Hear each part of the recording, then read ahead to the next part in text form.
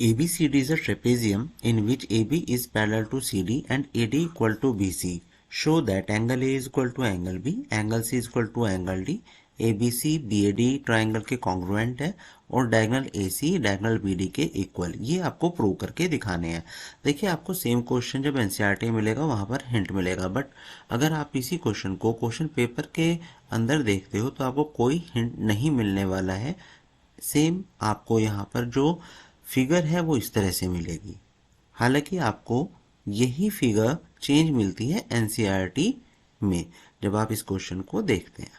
तो चलिए मैं उसी के अकॉर्डिंगली करूंगा, बट आपको यहाँ पर हिंट खुद से समझना होगा, वहां पे आपको हिंट गिवन है। यहाँ पे आप क्या करेंगे, ए बी को एक्सटेंड कर लेते हैं और सी से ए डी के एक पैरेलल लाइन कंस्ट्रक्ट कर लेते हैं। ये काम आपको करना होता है, यही हिंट आपको एनसीईआरटी में गिवन भी है।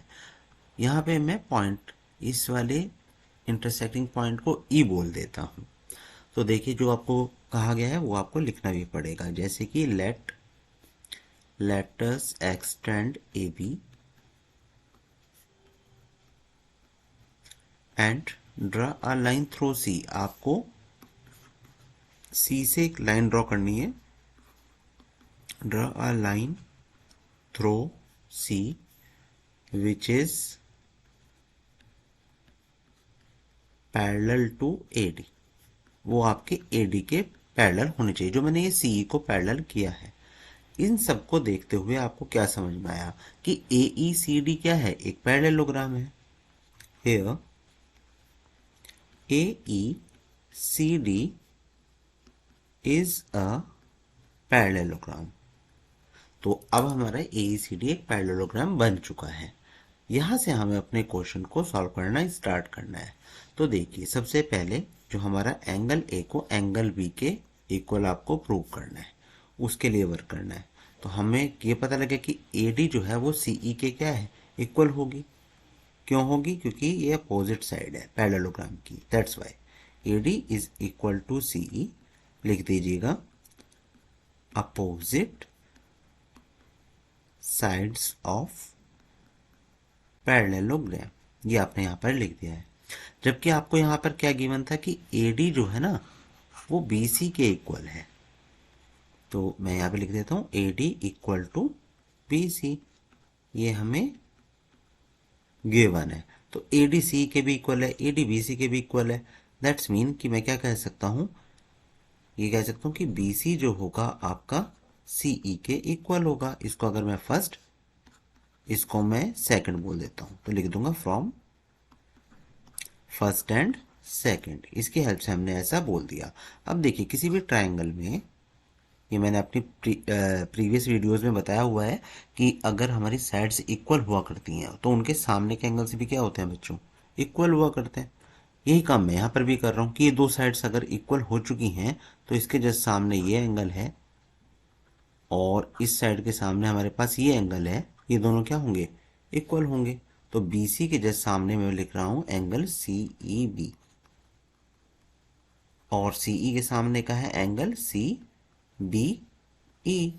लिख दीजिएगा angles opposite to equal sides are equal, opposite to equal sides are equal.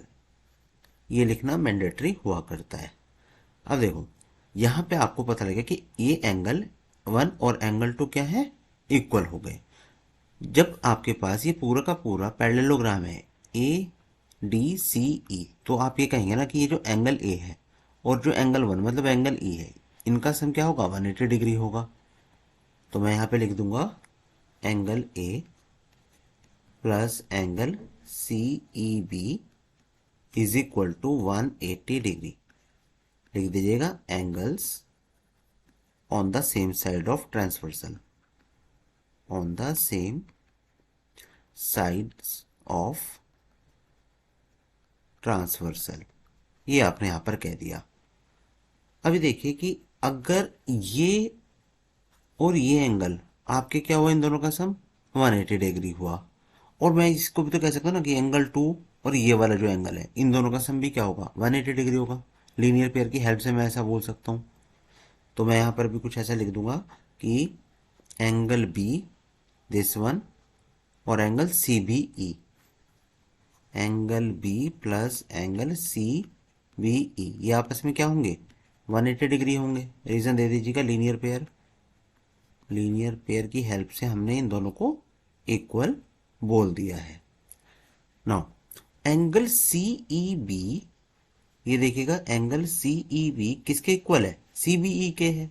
मतलब मैं यहां पे कुछ ऐसा लिख सकता हूं ना, angle A plus angle C B E is equal to 180 degree. इसको मैं नंबर 3 मार्क कर देता हूं और यहां लिख दूंगा फ्रॉम थर्ड। हमने ऐसा बोल दिया। अब नोटिस कीजिए ये सब आपका सेम है, आपके पास जो डिफर वैल्यूज हैं वो है ये दोनों, मतलब ये दोनों आपकी क्या रही होंगी, इक्वल रही होंगी। दैट्स मीन मैं अगर इसको 4 और इसको 5 बोलूं तो फ्रॉम फोर्थ एंड फिफ्थ मैं क्या कह सकता हूं कि angle A is equal to angle B. First वाले पार्ट में हमें यही तो प्रूव करना था। चलिए नेक्स्ट पार्ट देखते हैं इसका। आपको प्रूव करना है angle C is equal to angle D, मतलब ये एंगल और ये एंगल, इन दोनों को आपको इक्वल प्रूव करना है। तो यहां पर ए बी जो है वो आपके सी डी के पैरेलल है, राइट।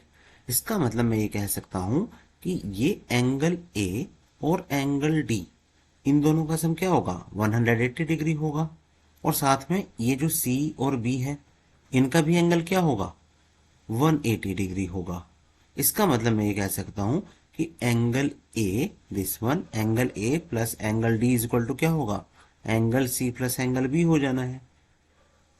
और हमने ये पहले से ही बोला है कि एंगल ए किसके इक्वल है, एंगल बी के इक्वल है।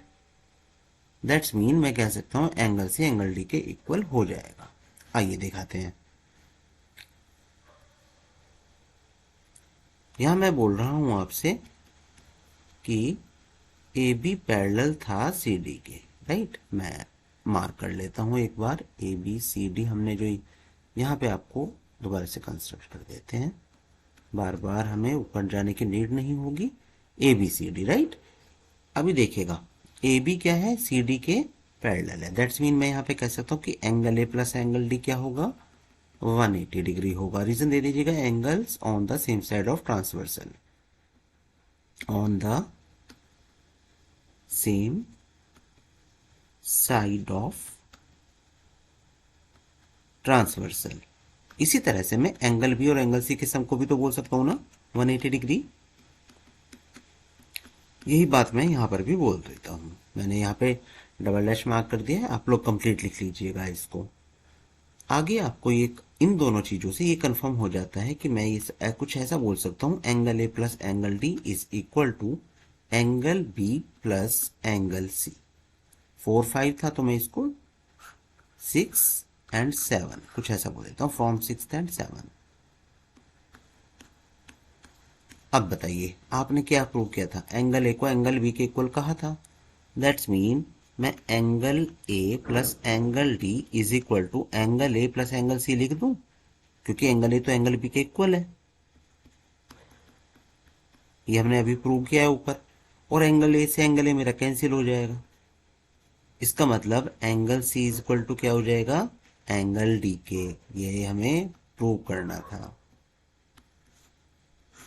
देखिए ये हम कर चुके हैं।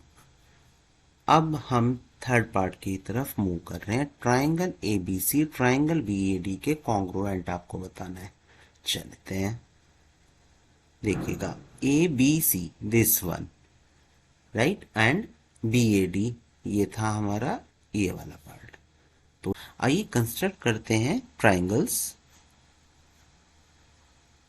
ये आपके पास है B A D and second one